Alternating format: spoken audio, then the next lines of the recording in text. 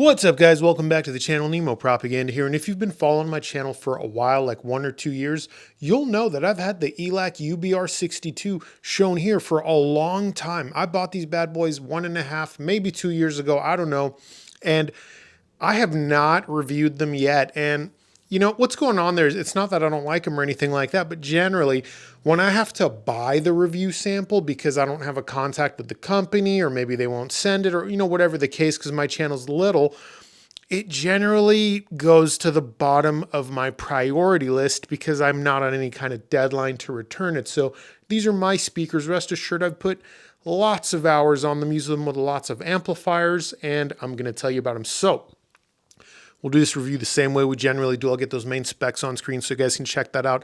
I'll tell you about some standout features that I think are cool, what the speaker sounds like, how it compares to some other speakers in and around this price, you know, some amplifier pairing options, what you can expect if you own these or you're going to buy these perhaps, and we'll wrap up the video, okay? So, standout features first and foremost. Those of you that have seen the Elac DBR62 may feel like these look kind of similar, and that's because they are similar to a degree. They use a very similar cabinet, they're a similar shape, they're a similar size. But one of the standout differences is going to be this one's actually a three-way speaker. This is a 4-inch mid-range with a 1-inch tweeter inside, then we've got our 6.5-inch mid-bass driver. Around back, we have a pair of binding posts, and they look pretty nice, honestly. The speakers are $1,200, and they come in 2 finish options. I think this white front baffle with the, whatever you call this, you know, kind of wood veneer, this wood vinyl finish, kind of like a blonde wood. I think it looks great. I think the black walnut, just okay looking. The, in my opinion, the vinyl finish on the walnut, the black walnut, just isn't as good as this white blonde option. Sorry, I don't know what this lighter color is called. A more professional reviewer would have perhaps looked up the official name of the color and would be prepared, but we don't do that here. I just tell you what the stuff sounds like. So, aside from that, I would say there's not a whole lot of other standout features. It's $1,200. That's kind of a competitive price point. We've got a lot of other options to consider. So let me tell you what the speaker sounds like, and then after that, we'll get to the comparisons. So overall, in the treble region, right, we've got a treble region that is going to be mostly neutral, okay? Some may say it's ever so slightly forward. I would consider it mostly neutral. The attack is ever so slightly on the sharper side, but I would not forgive anyone for considering it neutral as well with regards to its attack not being soft and smooth, nor being sharp and hyper detailed. Detail and detail retrieval overall were fairly good. Nothing to write home about, nothing to complain about. Again, pretty neutral. Everything about the treble region essentially was neutral. I don't have any high praise. I don't have any complaints either. It was simply as good as you would expect from this price category.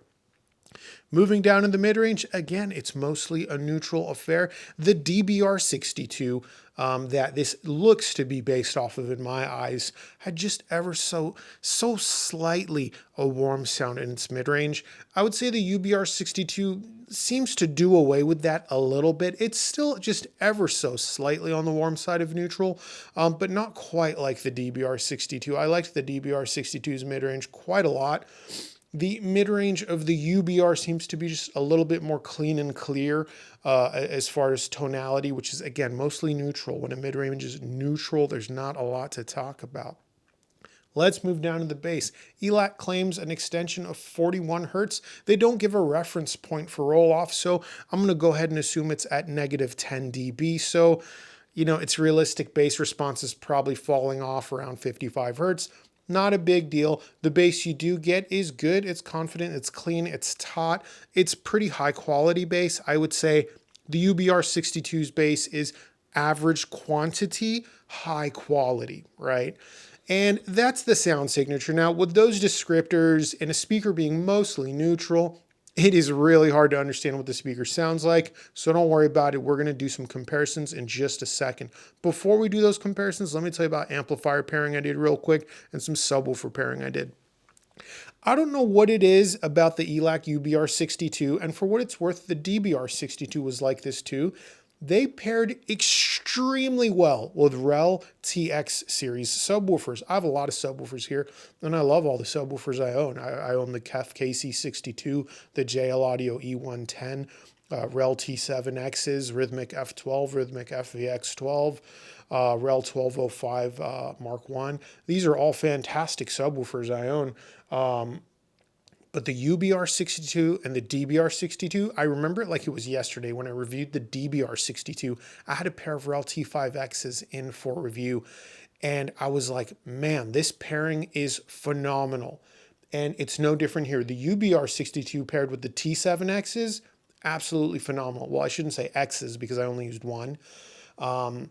Phenomenal pairing. Just something about them tonally, something about the handoff. It's just perfection. Now let's talk about amps real quick.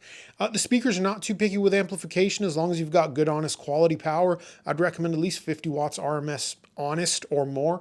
Something like an Emotiva TA1 or RSL IA 255.1 should be your absolute cheapest and most budget options. Elac speakers are known to be hard to drive, so they need a little bit of juice to get going. Being harder to drive means they're not going to be low volume champions. Generally, what I've found on this YouTube channel, with all the data points I have listening to, I don't know, 50 to 100 pairs of speakers or more at this point, is the harder to drive speakers generally sound best at higher volumes. The easier to drive speakers generally sound fantastic at lower volumes. And that's not to say either speaker can't have a wide range of volumes. You certainly can listen to these on the lower side. They're just not going to have that detail retrieval at 65 dB like something easier to drive like a Hecko Salon or a Focal or Focal Aria 906 would, right? Or the Platamon, what else? Something like a Klipsch R50M on the more affordable side of things, right? This is going to be more like a CSS Crichton 1TD as far as how loud it likes to play.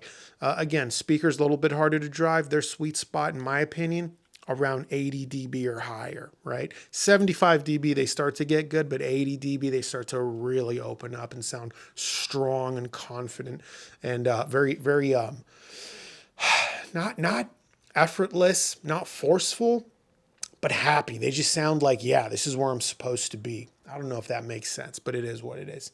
Amplifiers I tried this beautiful Pathos hybrid integrated behind me.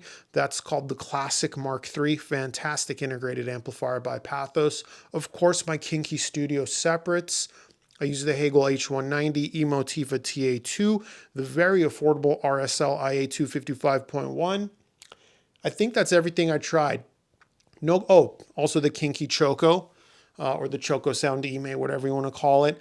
No issues, again, but all of those amps have an honest 50 watts RMS a channel or more. If you got something like 10, 15, 20 watts, this is maybe not the speaker for you unless you're listening at crazy low volumes. So with that aside, let's compare it to some other stuff to help give you some context in that very neutral description I gave you of how they sound. Before I do that, I know I keep pushing it off. I'm sorry, guys. This is what happens when you freestyle a video. I just think off the noodle. Everything's freestyle. We don't use a script here at Nemo Propaganda. I'll say this. Technically, the speakers are excellent. Technically, the speakers are highly capable, whether it's treble, mid-range, or bass. Technically, I had no complaints. They were wonderful. I would imagine they measure well. I would imagine most people that hear them don't have any complaints. However, I will say this. I didn't find myself enjoying listening to them either, however. They were a bit soulless. And that's an experience I've had with a couple other speakers as well. Revel is another brand that comes to mind. That's another speaker that's known to measure fairly well. The measurements community seems to love that speaker. And I don't have anything to complain about as far as its technical capability. But it's just not engaging in an emotional way, the way most other speakers are. And I'm not saying, oh, a speaker has to be warm to be engaging. No. Look, a Focal Aria 906 is clean, clear, analytical, hyper-detailed speaker, but it's engaging. It gives me an emotional response. It's not about the tonality of the speaker. Some speakers they almost seem like they were designed by a AI or a software simulation, and no human ear ever listened to the speaker. But you know what I mean? That's just me, okay? Sean from Zero Fidelity actually said something similar about the DBR62. He had no complaints, but he said, I think some people might find it boring because it doesn't do anything particularly excellent or outstanding. And I didn't agree with the DBR62. I really liked that speaker, but that was a long time ago. And I was a lot earlier in my audiophile journey, I didn't have the data points I have now. I think I actually agree with him now, and I'm really starting to pick up what he was trying to put down in that video. The speakers are technically capable. They just didn't feel engaging to me whatsoever. Let's do some comparisons. Let's compare these to the Hecko Salon Revolution 3. You guys know that's like my benchmark $1,200 speaker. So they're the exact same price. Both speakers have cabinets that are built extremely well for this price point. The Hecko Salon Revolution 3's cabinet is quite a bit more beautiful and seems to build just a little bit nicer in my opinion. Some of you guys seem to think the Hecko Salon cabinet isn't good. I get it. One reviewer got a pair that he had one bunk cabinet. Guys, that's a review sample of one. Like the guy got something that didn't pass QC or something. I don't know what to tell you. The pair of Salon Revolution 3s I have, outstanding, excellent. It was my 2023 product of the year. Stop leaving comments about that.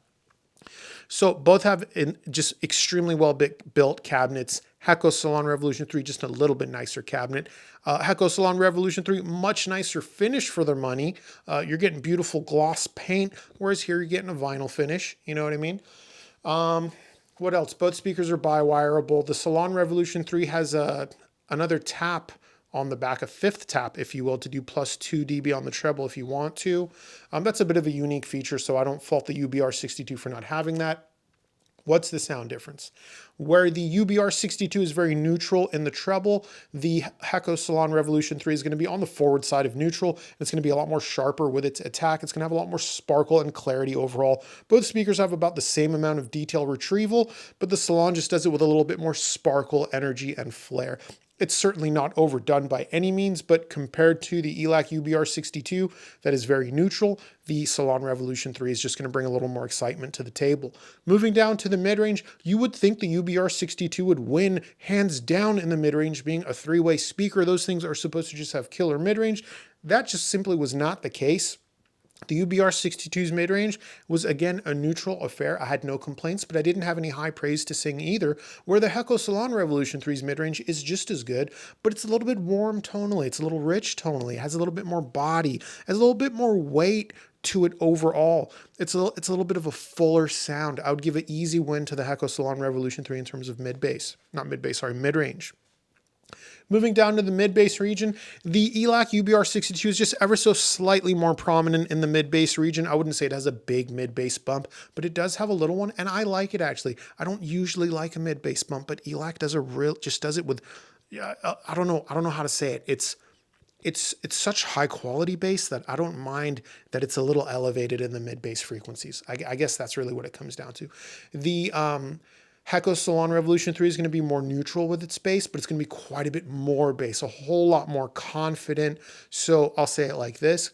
The bass on the Hecko Salon quantity-wise is going to be more. However, the Elac UBR62's bass quality, tightness, note-to-note distinction is just a little bit higher than the Salon Revolution 3. As far as sound staging goes, both speakers staged well and image well. I did notice the UBR62 staged just a little wider, taller, and deeper than the Hecko Salon Revolution 3. That's that comparison. Let's do another comparison. Let's talk about the Bucart P300. It's a little bit more at about $1,400, maybe $1,450 if you choose a color. Both speakers have nice cabinets. Again, the Elac UBR62, however, does have the nicer cabinet in this situation. Both speakers have a nice finish, but the Bucart P300 comes in a beautiful matte painted options where Elac is giving us vinyl. Again, you guys have heard me say this a million times, at $1,000 or more, I don't want to see vinyl. I want to see paint.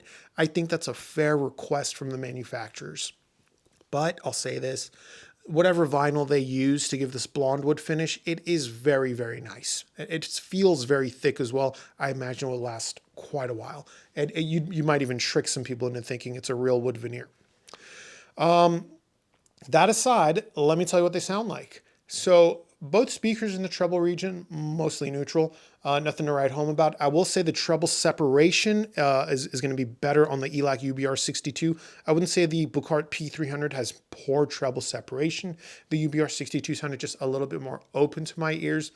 Moving down to the mid-range, again, UBR62, mostly neutral. Bucart P300, having that strong bass that speaker has, its mid-range is going to be quite a bit warmer, fuller, a lot more confident sounding, thicker, richer, juicier, etc. Moving down to the bass. The Bucart P300's bass is more linear than the UBR62. It is supremely stronger. The P300 is an absolute bass monster when compared to something like the UBR62. Both speakers have good tight bass. I wouldn't say one had any better bass quality than the other. As far as sound staging and imaging go, both imaged well. The Bucart's P300 imaging is more broad and gives you this sense of expansiveness, where the Elac UBR62 imaging is a little bit more pinpoint. However, it feels just ever so slightly smaller. So I wouldn't say one's better than the other. It's just slightly different ways of doing imaging. Sound staging, both speakers stage plenty big enough in any dimension. But if you really want to know, the P300 staged ever so slightly larger. So that's that comparison out of the way. Some of you guys are going to ask about the S400. Let me make this really clear. The S400 Mark II is superior to the Elac UBR62. It's $1,000 more, no surprise. There is nothing the Elac UBR62 can do that the S400 Mark II doesn't do better. Let me just get that out of the way before anyone asks in the comments. What's another comparison? I do have Thomas's speaker here, the Voyager TS, the Voyager transmission line. I will do a comparison to the UBR62 when I review the Voyager. Hope that sounds fair to you guys. I haven't reviewed it yet. I don't want to give anything away. Let me think if there's one more speaker in and around this price I can compare the UBR62 here. $1,200. What are the options around $1,200? I reviewed the Dynaudio EMIT 10, but that was $800. Focal Aria is discontinued, but that's $2,000. Someone's going to ask about CSS. Let's do that. It's not quite the same price. The CSS Crichton 1TDX is about $900, give or take. Figure an extra couple $100 in supplies if you just have absolutely nothing, finishing materials. It's roughly around the same price, completed perhaps. So the treble on the CSS Crichton 1TDX is going to be just ever so slightly darker than the Elac UBR62, but it's going to have a little bit more sparkle to it actually. Moving down to the mid-range, the CSS Crichton 1TDX is going to have the warmer, richer mid-range, which is a lot more emotionally engaging versus the very neutral mid-range of the Elac UBR62. Moving down to the bass, both speakers have nice clean bass. Look, I've said it once, I'll say it again. When it comes to bass, nothing beats the CSS Crichton 1TDX in terms of its power, its extension, how strong it is, and its quality. Just all those combinations of bass, CSS absolutely nails it, whether it's the 1TD or the 1TDX. The UBR62's bass is respectable, but it cannot compete with CSS. It is what it is. Both speakers are harder to drive, so they are similar in that way. Speaking as far as sensitivity, the Bucart P300 versus the UBR62s, the Bucart's just a little bit easier to drive. The Heko Salon is supremely easier to drive than the UBR62. The Thomas's speaker, the Galleon TS Voyager, that is fairly hard to drive as well, like the UBR62. So, I've told you, I think, just about everything I want to tell you about this speaker. This is what it really comes down to. It's not a bad speaker in any way. If what you're looking for is technical excellence, this gives you that. But if you're looking for something more, if you're looking for some kind of emotional engagement, if you're looking to sit down and feel some chills occur, some kind of reaction in you physically from the sound you're experiencing, I don't think this is the speaker that does that. This is a speaker that simply sounds technically good. This is a speaker for anyone who believes that as long as the frequency response is good, the speaker should sound good. Someone who's going to be more on the measurement side of thing will probably love this speaker. Someone who, believes that, these descriptors we use to describe tonality are a little bit made up. You might like this speaker. But for most of us, people that are a little bit more sane and a little bit less extreme, and we're looking for those, not goosebumps maybe from just head to toe, but we're looking for a little bit of an emotional response, I'd say you might want to look somewhere else just a little bit. Let me tell you one more thing before I wrap this up, because I know some people might ask how it compares to the KEF R3 Meta, because that's another three-way.